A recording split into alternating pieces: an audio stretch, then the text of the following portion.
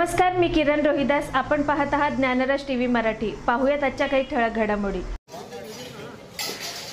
दिल्लीतील शेतकरी आंदोलनाला महाराष्ट्राच्या वतीनं पाठिंबा देण्यासाठी किसान सभेच्या वतीनं काढण्यात आलेल्या वाहन जथ्याला प्रचंड प्रतिसाद काल वेगवेगळ्या ठिकाणी मिळाला.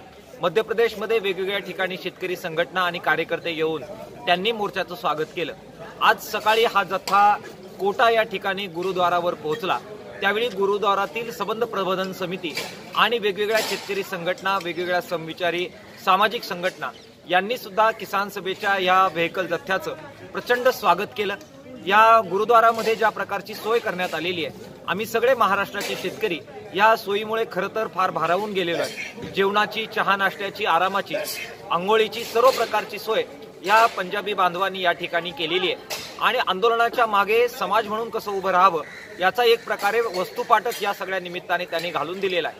आज आम्ही या ठिकाणी फ्रेश झाल्यानंतर आणि जेवण नाश्ता झाल्यानंतर मग दुपारी जयपूर या ठिकाणी मुक्कामासाठी कूच करणार आहोत. रात्री उशिरापर्यंत आम्ही त्या ठिकाणी पोहोचू आणि उद्या सकाळी पुन्हा एकदा वेगवेगळ्या शेतकरी संघटना, समूह या सगळ्यांची ताकद एकवटत आम्ही दिल्लीच्या दिशेनं कूच करू. दिल्लीला 12च्या दरम्यानमध्ये आमचा हा सगळा लॉंग मार्च आणि हा जथ्था पोहोचेल. त्या ठिकाणी जबरदस्त स्वागत करण्यासाठी 208 संघटनांचे प्रतिनिधी उपस्थित राहणार आहे. एकंदरीत महाराष्ट्राच्या वतीनं जोरदार प्रतिनिधित्व हे महाराष्ट्राचे शेतकरी या व्हेकल जथ्याच्या निमित्तानं दिल्लीमध्ये करताय. खूप उत्स्फूर्त स्वागत होतंय. याचा नक्कीच आनंद शेतकरी म्हणून आणि शेतकरी आंदोलक म्हणून आम्हाला होतो आहे. केंद्र सरकारने पारित केलेल्या कृषी विधेयक विरोधात दिल्ली येथे सुरू असलेल्या आंदोलनाला पाठिंबा देण्यासाठी महाराष्ट्रातून अखिल भारतीय किसान सभेचे हजारो कार्यकर्ते दिल्लीकडे जात आहेत. राजस्थान कोटा येथे या शेतकरी जथ्याचे गुरुद्वारमध्ये जोरदार स्वागत करण्यात आले. यावेळी ज्ञानराज टीव्हीचे वरिष्ठ उपसंपादक हनुमंत कोळी यांनी राज्य सेक्रेटरी कॉम्रेड अजित नवले यांची खास घेतलेली मुलाखत पहा. ज़मीन के साथ, खेती के साथ एक बहुत ही जैविक इस प्रकार का रिलेशन है. खेती में जो संकट है, किसान जिस प्रकार से महाराष्ट्र में संकट में है, तो कोई भी सर्वोदय वाला आदमी उनकी अनदेखी नहीं कर सकता. तो जाहिर है महाराष्ट्र के गांव-गांव के पढ़े लिखे सभी लड़के या फिर वो डॉक्टर बने हो, शिक्षक बने हो, वो इस आंदोलन से जुड़ने की कोशिश कर रहे थे. 3-4 बरस ये सिलसिला चलता रहा. महाराष्ट्र में जो फार्मर्स स्ट्राइक हुआ उसमें ये सभी किसानों के बच्चे सामने आए और अलग अलग संगठन, अलग अलग झंडे लेकर, लेकिन किसान की बात लेकर आगे बढ़ते हुए इकट्ठा आते रहे. आज जो देश भर में आंदोलन शुरू है उसमें भी ये सारे किसान के बच्चे जुड़ चुके हैं. स्वाभाविकता हम भी उससे जुड़े हुए हैं. किसानों के साथ कितने टाइम से सर, कितने साल से किसान संघ के साथ हैं? मैं किसान सभा का राज्य सचिव हूँ और 2005 से मैं किसान सभा में काम कर रहा हूँ. और उसके बाद बाकी भी जो आंदोलन हुए हैं किसान सभा में बाकी संगठनों को जोड़ के, तो उसका भी मैं भाग रहा हूँ. क्या बदलाव चाहते हैं सर आप इस कृषि कानून में? 3 कानून जो है वो तो किसान विरोधी है, उनको वापस लेना चाहिए, ये बुनियादी मांग है. लेकिन जब हम महाराष्ट्र की बात करते हैं तो एक अलग बात सामने निकल के आती है. आप पंजाब देखेंगे, हरियाणा देखेंगे, जहाँ पे सरकारी खरीद बड़ी मात्रा में होती है और न्यूनतम मूल्य का कुछ एक सपोर्ट वहाँ के किसानों को मिलता है. उसका परिणाम है वहाँ पे किसानों की आत्महत्याएं कम है. लेकिन आप महाराष्ट्र को अगर देखेंगे तो देश भर में सबसे ज़्यादा किसानों की आत्महत्याएं महाराष्ट्र में होती है. उसका एक महत्वपूर्ण कारण ये है कि वहाँ पे न्यूनतम दाम पे सरकारी खरीदी नहीं के बराबर होती है. तो इस आंदोलन के चलते हम किसान सभा एक बड़ी पुख्ता मांग उठा रहे हैं और उसको सेंट्रल में लाने की कोशिश लगातार कर रहे हैं कि ये 3 कानून वापस लेने चाहिए. उसके साथ आधार भाव यानी कि जो न्यूनतम मूल्य वाला जो मसला है, तो उसको कानूनी दायरा दिया जाए. और महाराष्ट्र की जो फसलें हैं, दूध है, सोयाबीन है, कपास है, अलग अलग फल है जैसे ग्रेप्स है, ऑरेंज है, तो इन सभी चीज़ों को अगर न्यूनतम मूल्य का सपोर्ट मिलता है, सरकारी खरीद जिस प्रकार से पंजाब में, हरियाणा में होती है, उसी प्रकार से कुछ सपोर्ट अगर महाराष्ट्र के किसानों को मिलता है, तो कृषि संकट से उभरने के लिए और आत्महत्या जो बहुत बड़ी मात्रा में महाराष्ट्र में होती है, तो उसको रोकने के लिए ज़रूर फ़ायदा होगा. उसी मांग को सेंट्रल में लाने के लिए हम 21 तारीख को चल पड़े हैं और दिल्ली की ओर बढ़ रहे हैं। तो ये सर, ये जो खरीद होती है, जैसे हमारे में MSC जो खरीद होती है, गवर्नमेंट राज्य की भी करती है, तो वहाँ पे आपके महाराष्ट्र गवर्नमेंट दुर्भाग्यवश ये बात है कि जो बहुत ज़्यादा मात्रा में खरीद होती है वो पंजाब हरियाणा के बेल्ट में होती है। हमारे यहाँ खरीद नहीं के बराबर होती है। आप मक्का लीजिए, सोयाबीन लीजिए, नहीं के बराबर खरीद होती है, और जिसका परिणाम आप देखेंगे कि FAQ नॉन FAQ का मसला बना के जो भी थोड़ी बहुत खरीद होती है तो उसको भी कम करने का पूरा प्रयास वहाँ की गवर्नमेंट, केंद्र सरकार और राज्य सरकार दोनों मिलकर करती है।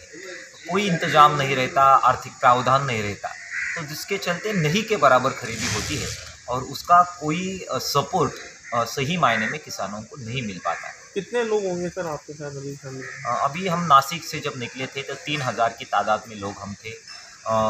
बट लंबी दूरी है तो कुछ लोग जुड़े हैं, कुछ लोग बढ़ते जा रहे हैं।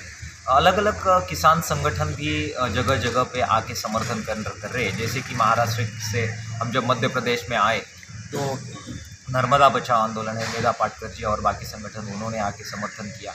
मध्य प्रदेश में जब आए तो यहाँ की किसान सभा ने ज़ोरों शोर से स्वागत किया और मदद की है। वॉलंटियर प्रोवाइड किए हैं, बाकी रास्ता दिखाने के लिए रात भर कार्यकर्ते हमारे साथ चले हैं। आज जब हम इन गुरुद्वार में पहुँचे तो वहाँ पे भी बहुत ही आत्मीयता के साथ स्वागत किया गया है, खाने का इंतज़ाम किया गया है। एक प्रकार से बहुत समर्थन और सपोर्ट इस व्हीकल रैली को लोगों के माध्यम से दिया जा रहा है। इससे हौसला बढ़ता है, लड़ने की उम्मीद भी बढ़ती है। ये क्या सरकार लग नहीं रही, केंद्र सरकार बातचीत कर रही है किसानों से इसके लिए? देखिए, बातचीत करने का जो नाटक है वो जरूर केंद्र सरकार की ओर से शुरू है। एक बाहर संदेश देने की कोशिश की जा रही है कि हम बहुत ही संवेदनशीलता से लोगों के साथ बात कर रहे हैं, किसानों के साथ बात कर रहे हैं। 5-5 बार हम बात कर रहे हैं। नरेंद्र मोदी साहब भाषण दे रहे हैं, ट्वीट कर रहे हैं। नरेंद्र तोमर साहब जो है वो चिट्ठी लिख रहे हैं। तो बाहर एक परसेप्शन बनाने की कोशिश की जा रही है कि हम बहुत ही सहृदयता से इस आंदोलन को देखते हैं। लेकिन अब जब हम उसके माइन्यूट जो प्रावधान है उसमें हम जब जाते हैं तो पता चलता है कि जिस प्रकार से चिट्ठी लिखी गई है, जिस प्रकार से प्रस्ताव रखा गया है, तो उसमें कोई मांग किसानों की नहीं मानी गई है। सिर्फ दिखावा किया जा रहा है। तो हम कह रहे हैं कि ज़रूर बातचीत होनी चाहिए, हम भी बातचीत के लिए ज़रूर तैयार हैं, लेकिन सरकार की नीयत साफ नहीं लगती। जब तक वो साफ नीयत के साथ किसानों को समझने की हैसियत के साथ, और ये किसान भारत के अन्नदाता है, ये कोई आतंकवादी नहीं है। इस देश की मिट्टी में अपना पसीना डाल के अनाज पैदा करने वाले और लोगों का पेट भरने वाले हमारे देशवासी हैं। तो इस नज़रिए से सरकार सामने नहीं आती है तो चर्चा का कोई मतलब नहीं रहता है। खेती किसानी के अलावा सर आपका क्या व्यवसाय है? और आप देखिए, मेरा जुड़े हुए हैं? मेरा हॉस्पिटल है, मेरी पत्नी भी हॉस्पिटल व्यवसाय में जुड़ी हुई है। लोगों की ग्रामीण स्तर पर सेवा का एक जरिया हॉस्पिटल से भी ज़रूर बनता है। लेकिन आज की तारीख में ज़्यादा समय देने की ज़रूरत है महाराष्ट्र में किसान आंदोलन पे, किसानों की समस्या पे। तो दोनों और पेट पानी के लिए तो हॉस्पिटल है, लेकिन बहुत सारा समय हम किसान सभा और किसान संगठन के काम में ही देते हैं। उससे खुशी भी मिलती है। शुभ नाम क्या है सर आपका? मैं डॉक्टर अजीत नवले, किसान सभा का स्टेट सेक्रेटरी। तो उनको देशद्रोही करार दिया जाता है। साथियों, इनके अनुसार पूरे जितने भी भारत में इनके विरोधी हैं, सब देशद्रोही हैं। सिर्फ तेल मालिश करने वाले ही देशभक्त हैं।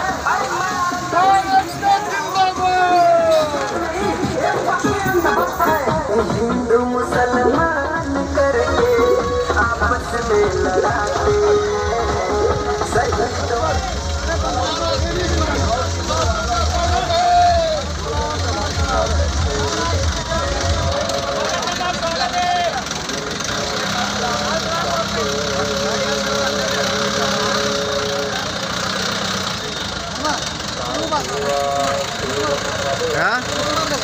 व्हिडिओ काढले तुम्ही? जिंदाबाद जिंदाबाद जिंदाबाद जिंदाबाद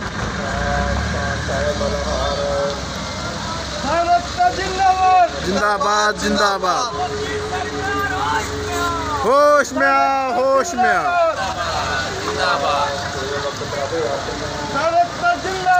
जिंदाबाद जिंदाबाद जिंदाबाद जिंदाबाद जिंदाबाद जिंदाबाद जिंदाबाद जिंदाबाद